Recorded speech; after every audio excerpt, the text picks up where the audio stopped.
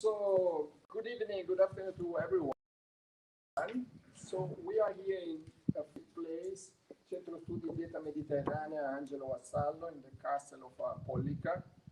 I would like, my name is Pio Wennubst. I'm from the Swiss representation to the UN in Rome, representing the Swiss government.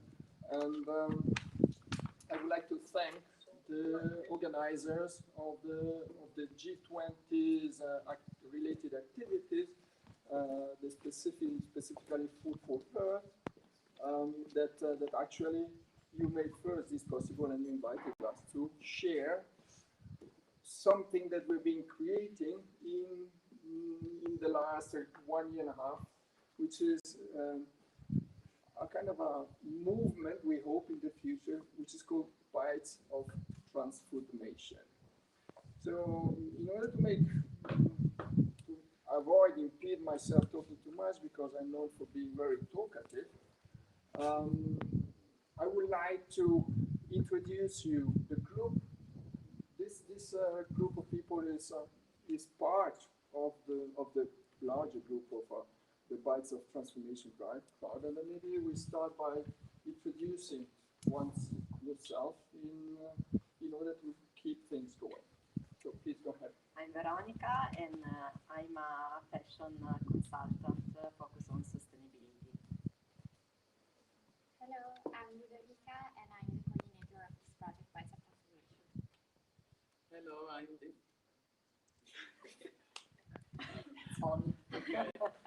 Denise, and I'm passionate about food, technology, and I'm here because I want to connect and learn from people that want to change the current food system. Thank you. So my name is Gianna, and I think it should be on. Yeah, now I can hear myself. My name is Gianna, and I joined this school because, as I guess many of you, I like eating, so it's an important discussion to have. Hi everybody, my name is Christian. I'm an economist turned food entrepreneur, and my aim is to make insects delicious. Thank you. Hi, I'm Laurence. I work at the Swiss Mission in Rome, and I actually like the project so much that I now also am part of it as a member, but also as a co-organizer. Hello, my name is Kenza. I'm a scientist, a researcher, but I also teach agroecology and sustainable agroecosystem, and I recently joined the movement.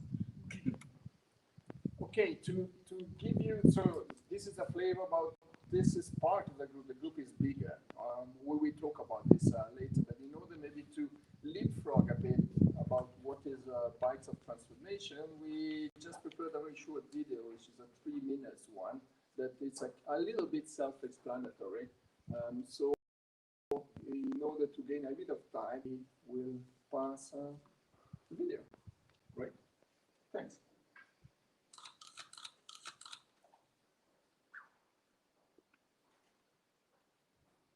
Hi, Momo. How are you? Great. Actually, I'm calling you to tell you about an amazing project, which I think you should definitely be a part of. Have you heard of Bites of Transfoodmation?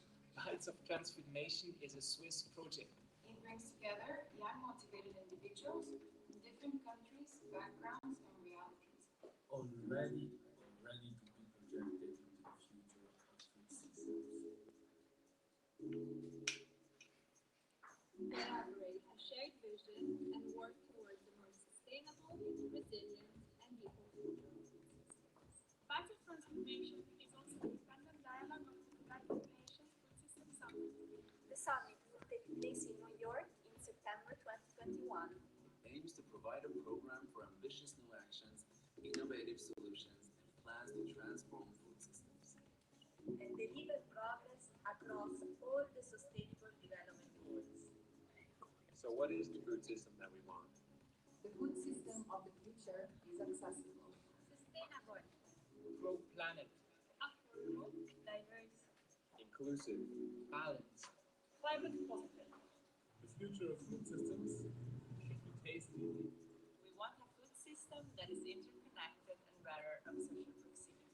A food system that is fair and equal. Which values our food and the way it is produced. Where consumers are empowered to make the healthiest choices. Food system that is balanced. need a food system that is resilient. Transparent in a supply chain where youth are leading the change. We imagine a future food system that is healthy, that addresses things like the rise of non-communicable diseases, and also tackles mental and physical well-being of our communities. Having heard all of this, you might be wondering, how do we actually get there? Through our Bites of Transformation manifesto, accompanied by a set of concrete line of action. By working together, we'll be hopefully able to meet safely in person soon. focusing on what unites us and not what divides us. Thanks to a multi-layered and interdisciplinary working process. So join us in transforming our food systems. Okay, thanks. This is and it was done during COVID time, so everybody was sent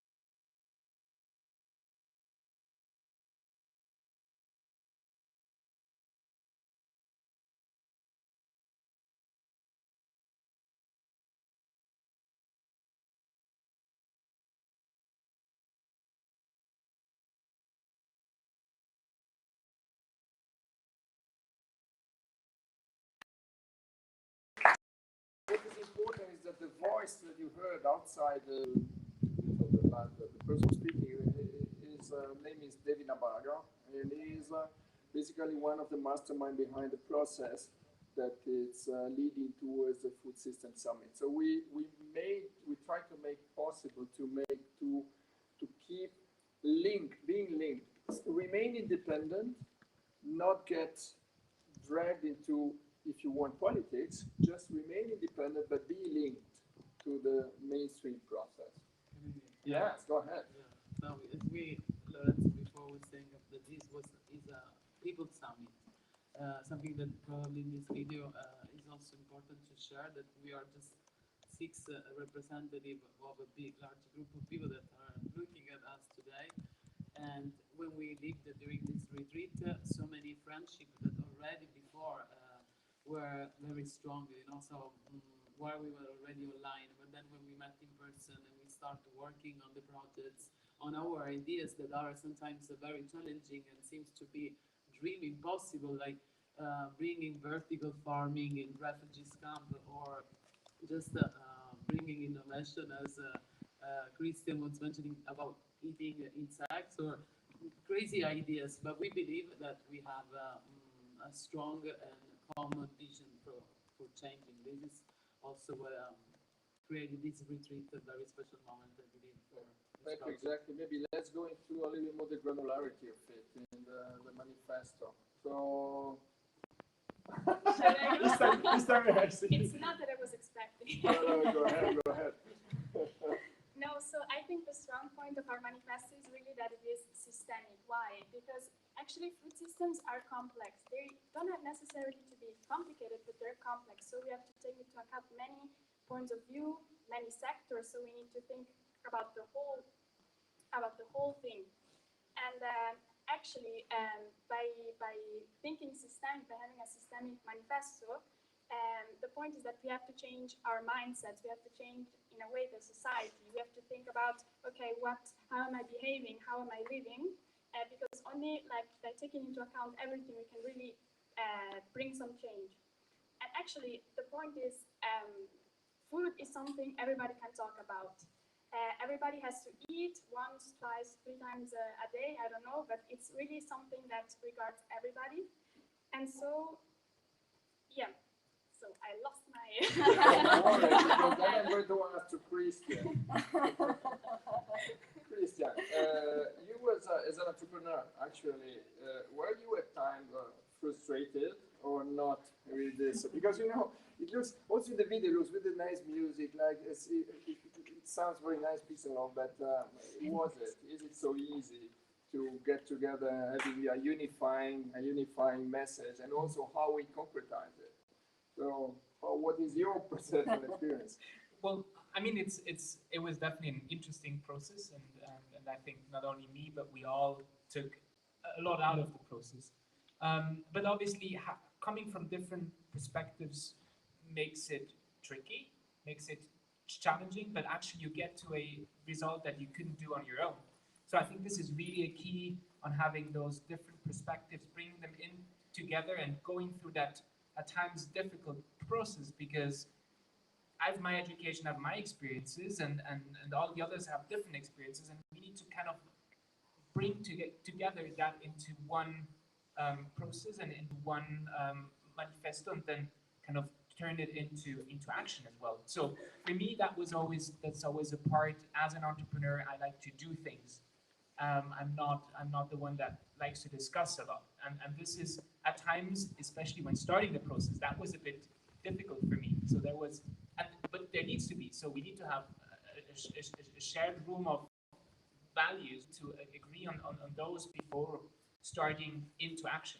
And I think that was super interesting but difficult. Thank you. If you look at the manifesto you will see it's just 2 pages. Yeah? It's not a very long manifesto because it's aspiration. So anything you would like to highlight or pinpoint from the manifesto in terms of a few elements? Go ahead, Laurence.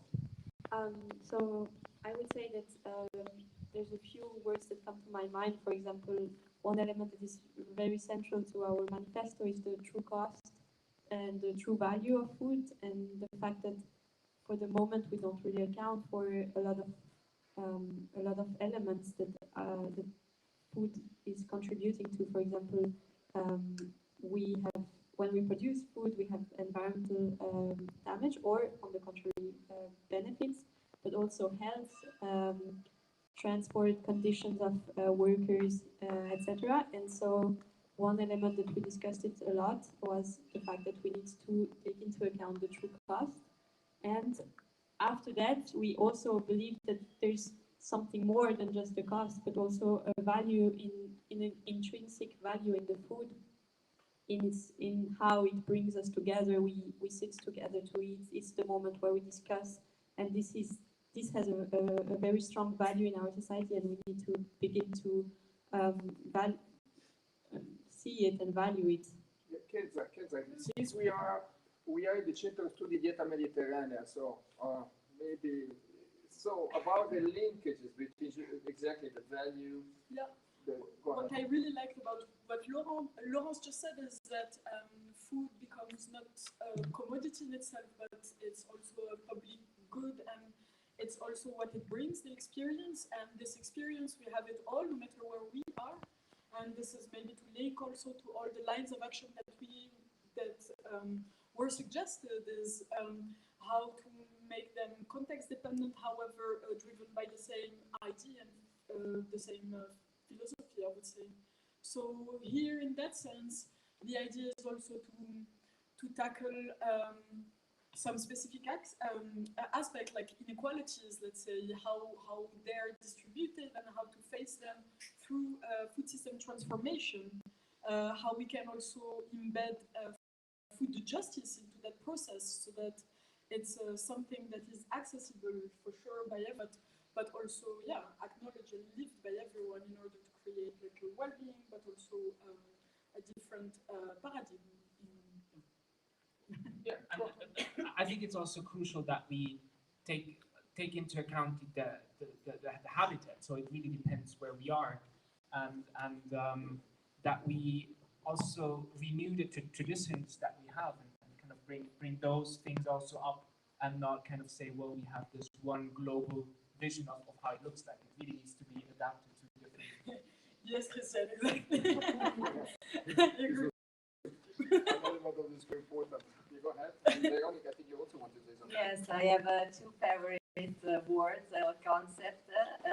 And one is intergenerationality, so different generation all together. So we are the youth, but we need to work all together on this, and this is a topic that involves everyone. And it's important the exchange with the different generations. So for us, this is a very important message. And then new tradition. We mentioned in our manifesto, so don't forget the tradition, because this is part of us. But at the same time, we need to look at the future. We need to think about innovation. So we need to find a good way to combine all these elements. And we can just do it all together without forgetting who we are. And Actually, I heard yesterday one of your groups explaining a bit the concept of Mediterranean diet and how you understand it, and it was very similar, like a lot of words that we are saying, yeah. For example, the traditions, but also we need to evolve, but build on what is there. So, I mean, I guess I have the impression that there is a lot of similarities in these things, in this concept, in what we are doing. Absolutely, I have the same perception. Now, to give a flavor, some reality check, because the manifesto, you can find it where? Everywhere. No? QR code. The door. There's a QR code. By the way, the manifesto, because typically the working language is being English, is always English these days, right? Now the point is that then we tend to say we have a manifesto in English and we're kind of happy. But then we say, okay, to go at the end global, does it make sense to have it just in English? So what did you do, basically? I harass people. Okay. No, so we try to reach out to our work and also the people already involved in the project.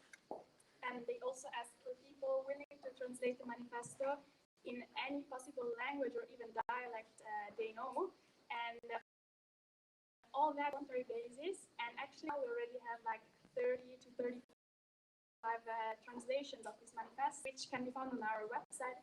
So maybe if you understand it, but also just to look at. I mean, the calligraphy is very nice of some languages, and yeah, we're still trying to reach out to even more in order to make it really understandable, because in order for this movement to grow, it's important that people understand where we want to go. And of course, this includes Italian, the UN languages as a part of it. Of course, now to give a flavor of then the concrete aspect of it, because I still remember that before getting to the retreat in person, we were asking to the group, okay, what do you would like to discuss during the retreat? And I say, most of the people say, okay, we'd like to see how, once we have this manifesto, how the journey continues, and the second one was how can we be concrete? Can we be pragmatic and practical? So can we just give a flavor of some of the projects that have been discussed and more or less agreed upon? Go ahead. Yeah, so we had different groups looking at different possibilities that we can actually bring into reality. One thing that always has come up over and over again is really this connection of producers and consumers. It's about transparency. Another project is about kind of bringing new types of food into the global food framework. So the Codex Alimentarius, here we're discussing about bringing insects in, for instance. Yeah, actually, we had we tasted them. It was really tasty. So whoever says the future food must be tasty, actually has a pretty really great. Go ahead.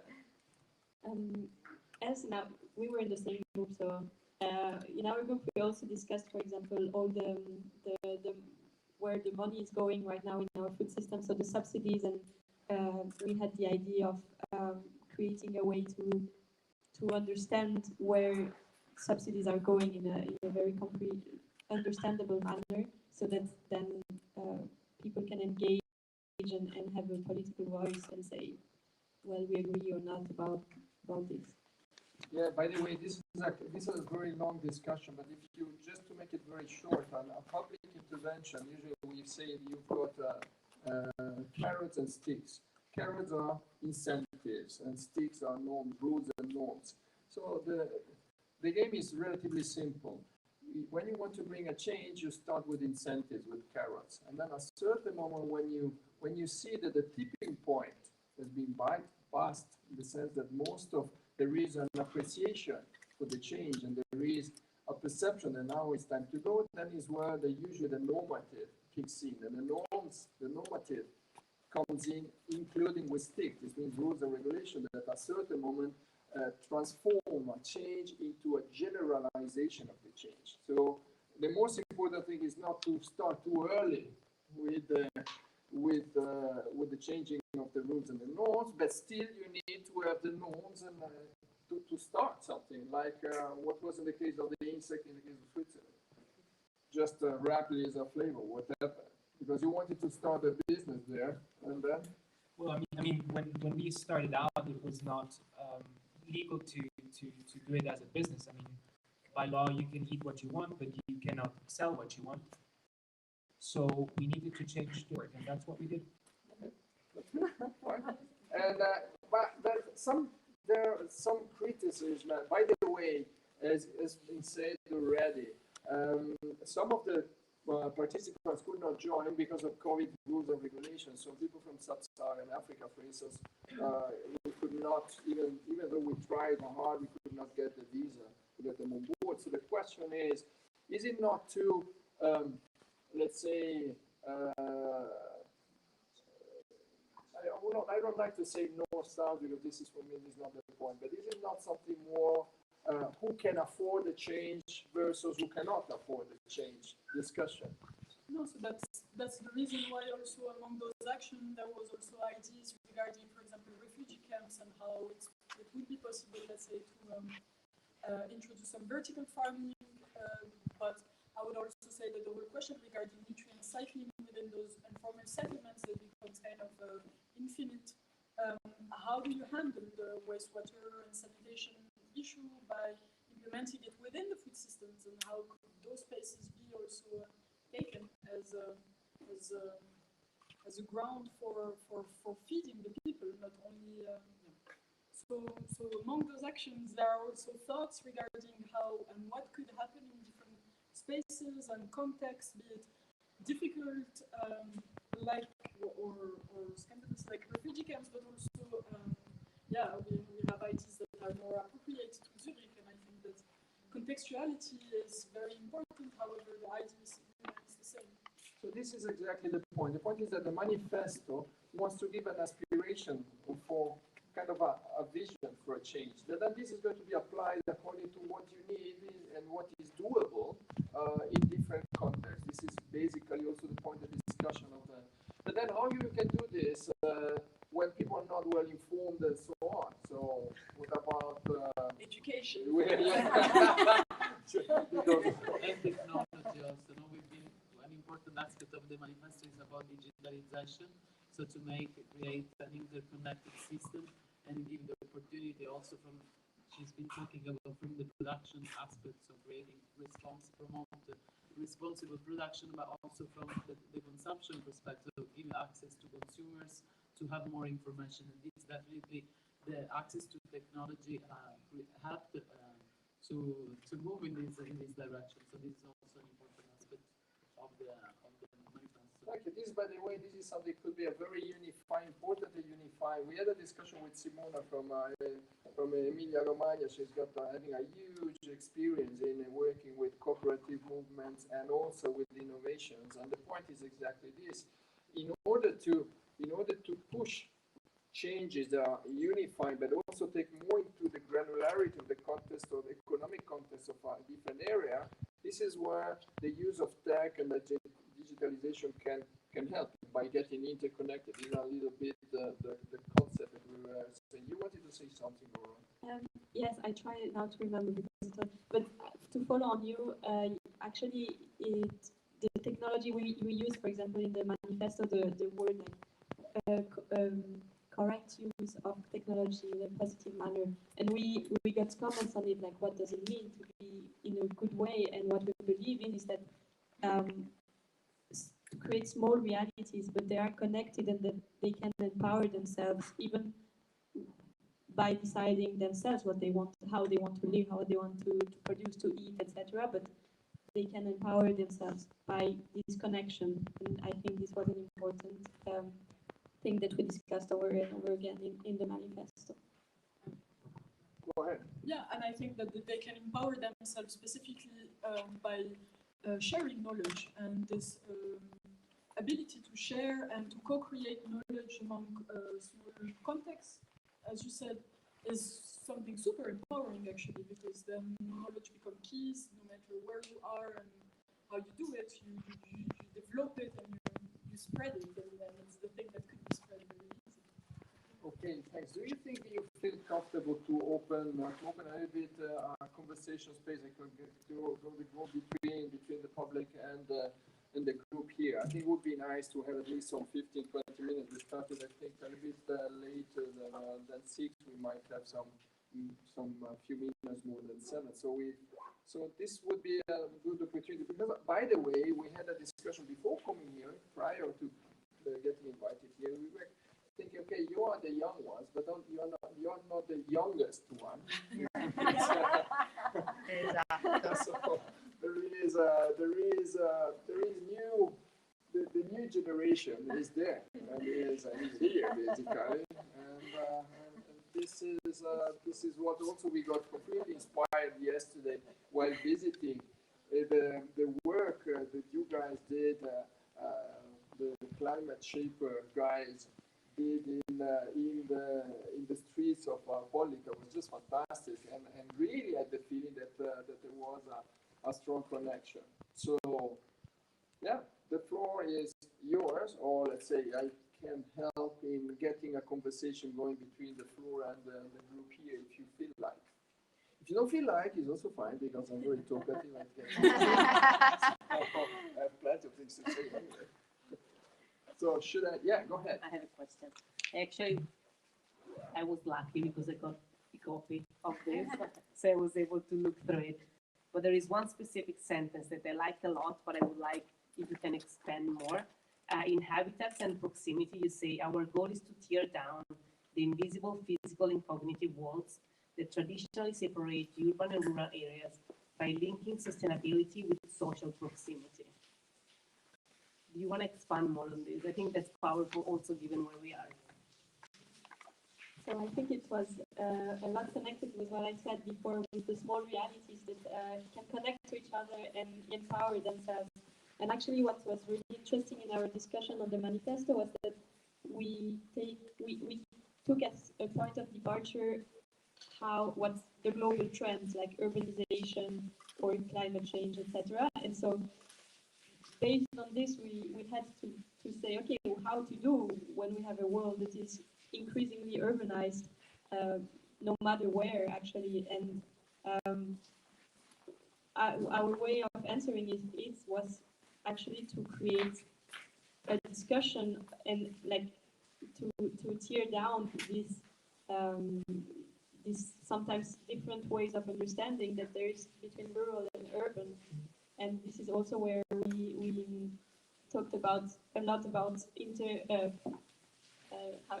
professional cross-sectoral professions, where we believe that in the future more of us will do some jobs part of the time and then another job part of the time, another time. We really hope so. Actually, we had this discussion this morning at the breakfast with some of the very young ones here at the Castello, that actually were saying about exactly the today is not like years ago in which you would simply stick to your profession and do the same thing forever, but that you would like to blend. And this is something that I heard that some of you are looking for, exactly the possibility to have a different actually professions blended in the same time and space.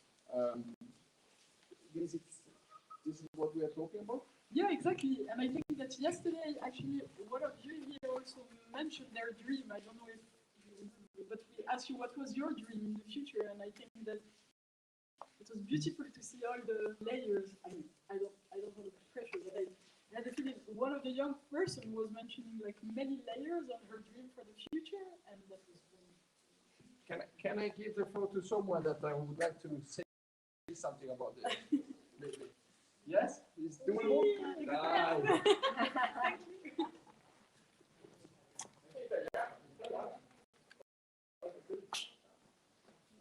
Questo della discussione sulle differenti professioni.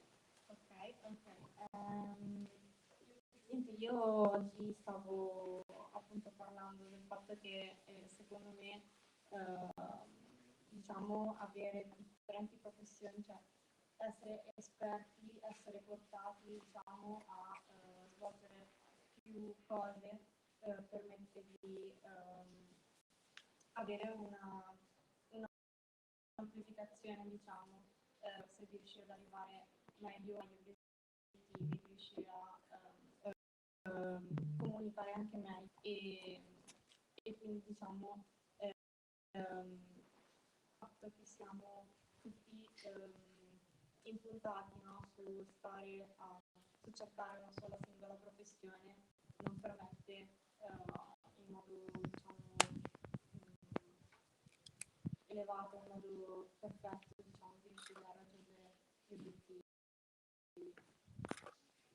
Ed è possibile, essendo collegati, essendo in rete, è possibile adesso, scambiandosi esperienze, effettivamente cercare di creare, magari sviluppare dei nuovi curriculum. Is it possible to try to create new curriculum? And then this goes back to also to the professor, the university.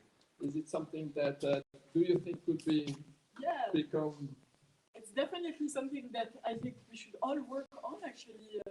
But for sure, developing critical thinking, I would say, is something that is key, and developing creativity as well. And among within those two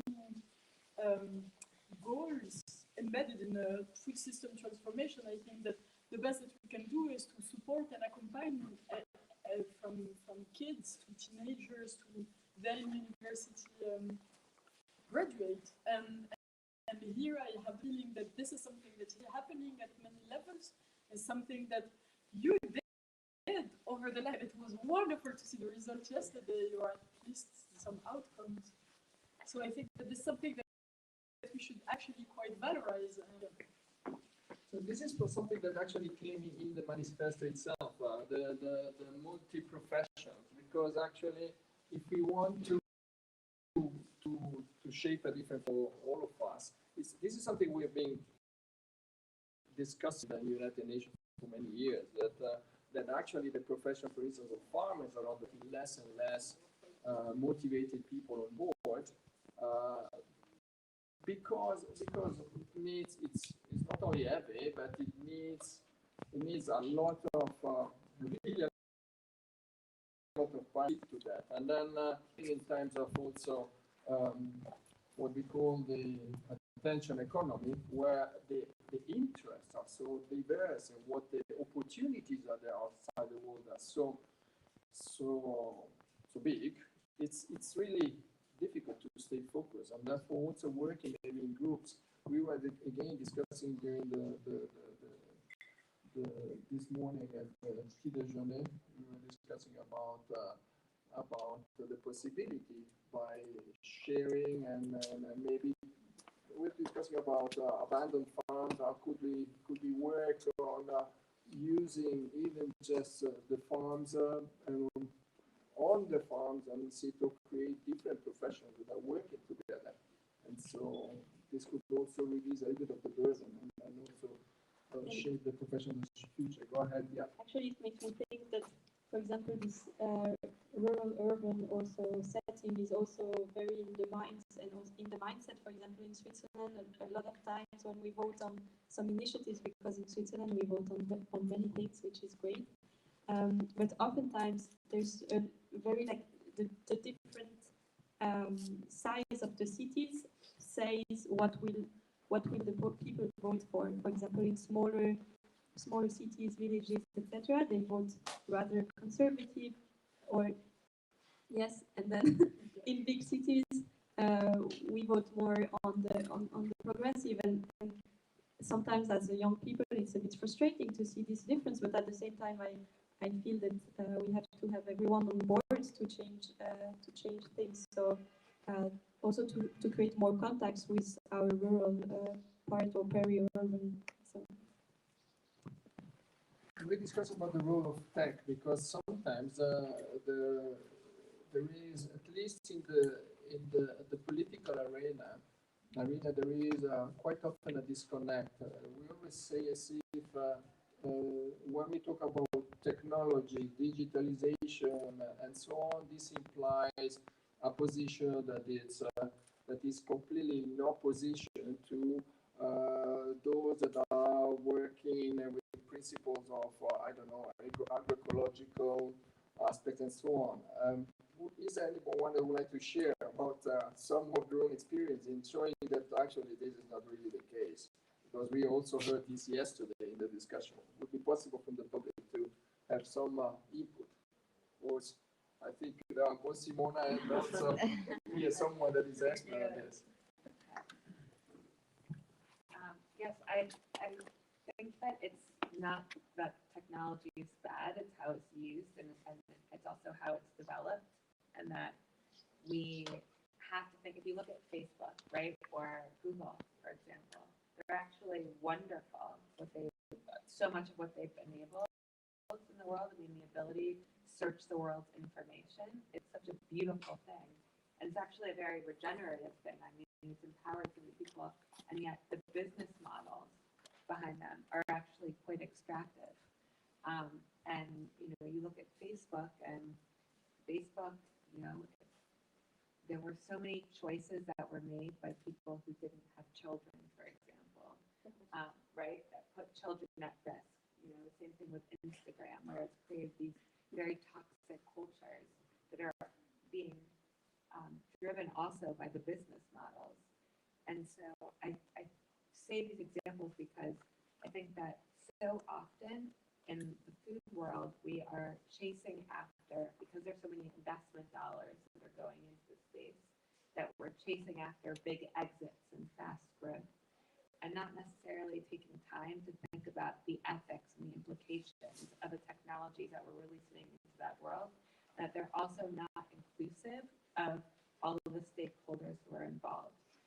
And so what I advocate for, and what I think a lot advocating for, and I think that there's going to be a lot more of this, particularly, I think people are tired of it. I think over the last 2 years, and through COVID, right, people are done.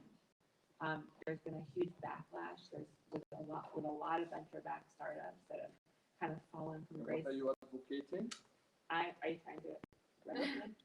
Sure. So what I'm advocating for is just more ethical, inclusive technology development. This is exactly.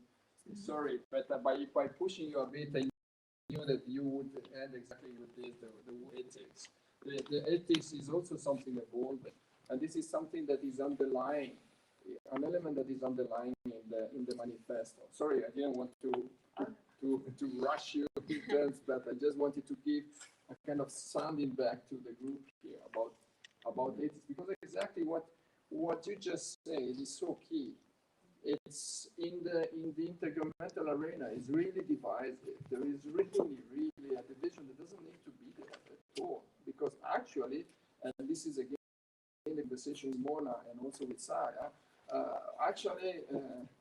exactly the technology, digitalization, and use that is related, linked to ethics, can bring to really another kind of economy, which is more sustainable. Yes, and I think it's for one reason it's called the food system and it's not called the food technology. So it's a holistic, it's a whole system where we have different skills, and we need to have different skills sets. We need to adapt to different areas, so we're going to need different technologies in different areas.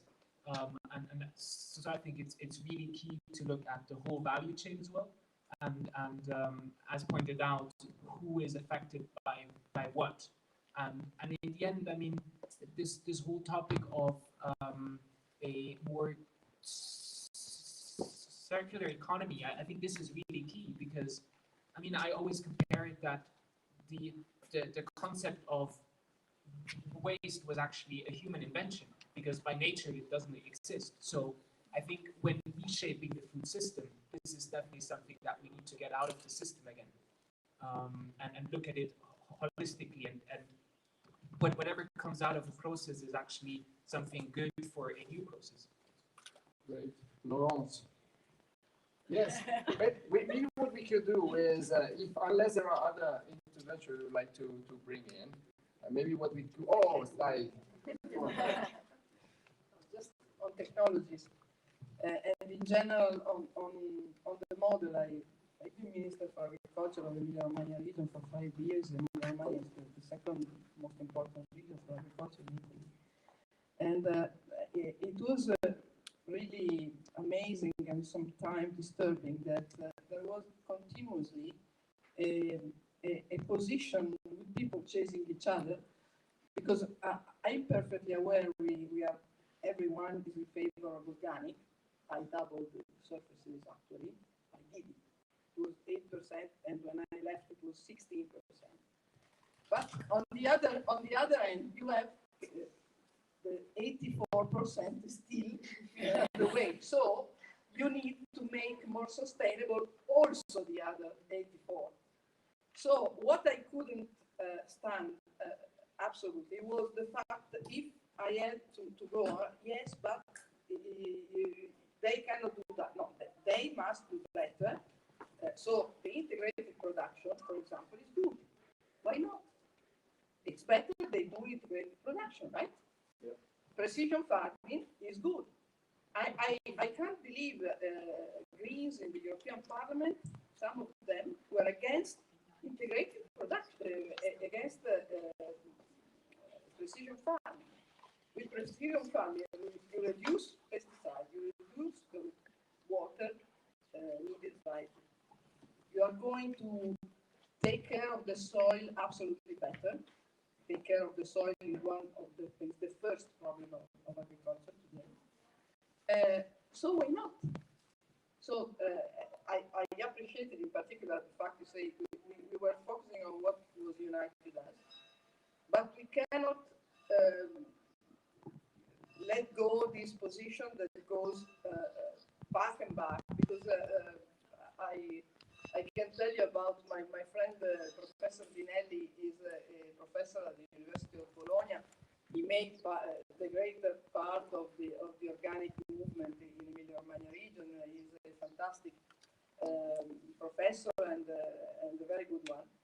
And he told me once, and sometimes he's telling this also in the public arena, he cannot stand anymore people in organic that are refusing technology. Technology is important for organic too. Can I answer from the manifesto part, because we are here to sell the manifesto. So no, just that, like we had these discussions about different movements, and that's how we came on the granularity. Like each community, in each place has to decide what ways is the best for themselves to produce, and that's why we don't have in the manifesto a certain technique or a certain thing, because we believe that there's no one solution in such a complex world. So each one should be able to decide, and also take into account, of course, the other human being on the planet. There is, for instance, a small valley close to Gianna in Switzerland, where actually you most probably know that it's a very small one, but nobody forced them to become more organic farmers. But actually, it came slowly by itself. So at a certain moment now, all the valley, everyone is producing organic, and they are having their brand and so on, and diversified of the production related to the change of the request of the consumers, because now consumers in Switzerland are not only in Switzerland, everywhere. So yeah. The market is going there. Yeah, so this means the consumption pattern are changing. And now, by the way, we didn't touch very much about the health, the relation to the health, but maybe go ahead. Just we talked about production, but we talked a lot about consumption, because at the end we are all consumers, but not necessarily all producers. So that's what we know more, and this was an interesting thing that maybe it was a bit of difficult discussion also in our group, because we know that the industry, like the money of the industry is flowing right now into a trend that is to go to try to seek the most perfect diet so that we can live the longest. And I mean, we all want to have a healthy life. And so we discussed a lot about these trends.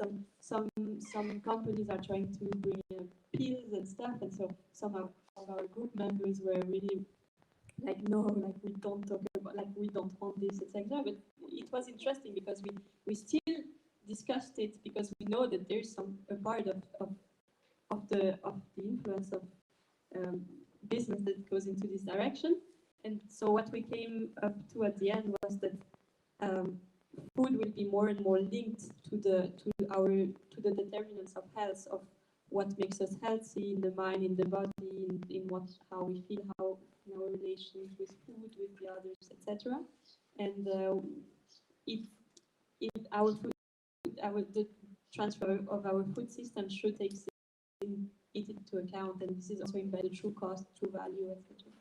Yeah, and also, very concretely speaking, if you are in a conflict-prone area, right, and we keep on bringing rice bags as we did in the past, why not maybe in the future provide food that has a higher added value, including integrators and everything that is actually helping out on the short run in a crisis time, with much smaller weight and much more valuable content? Why not? This is a possibility.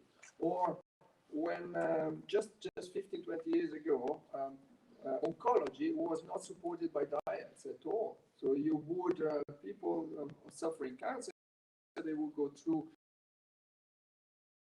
tremendous without having the support. Today this is changing and is helping a lot in terms of making cure more effective, but also your health in even dire and different and difficult times.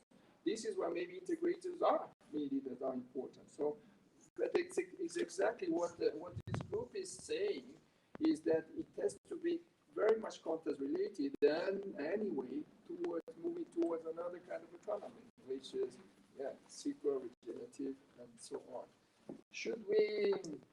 Maybe we could close it with 15 seconds, a sentence at each line, like or would like to say of you, and then you already try your list there. Sure. I would like to share one idea. I like the German word Lebensmittel. It means it's the mean for life. So it's food is the mean for the life. So I think this idea is quite powerful.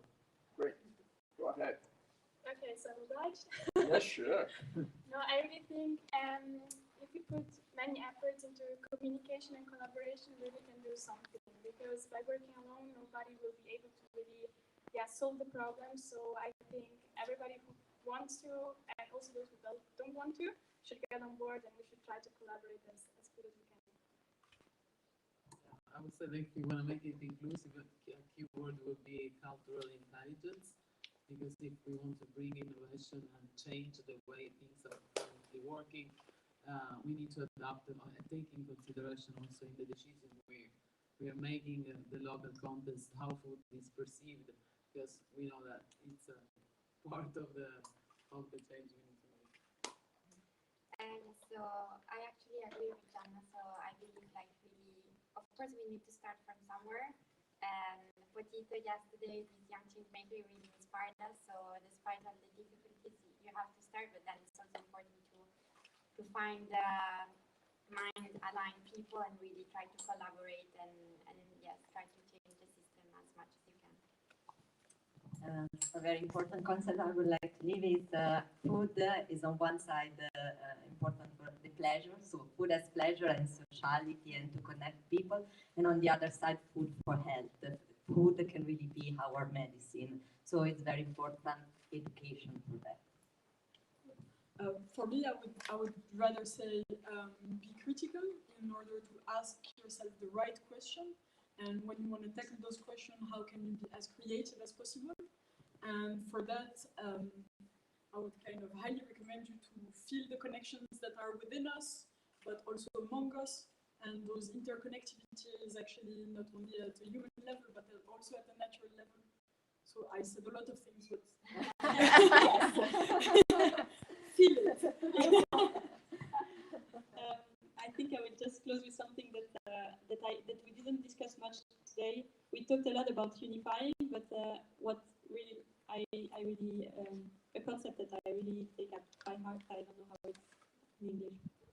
It is really close to my heart. This is the right thing. Is diversity, and the fact that even though we have a unifying vision, it doesn't mean that we are not diverse and that we should not cherish and find this diversity, embrace it and find it beautiful. Yeah, thanks from my side. I would love to join Bites of Transfoodmation. You are cold there. No, the other thing I wanted to say is really thanks a lot, Saga Govesi and the team. Actually, you made this possible on behalf of the organizers of the G20 and all the G20 movement. I think that it's fantastic that you managed to have also the Italian authorities open up spaces for this kind of conversation, which are highly needed. Also, in order to help us authorities in bracket from different countries to move on and be less afraid in agreeing for a change. Thanks a lot. Thank you so much.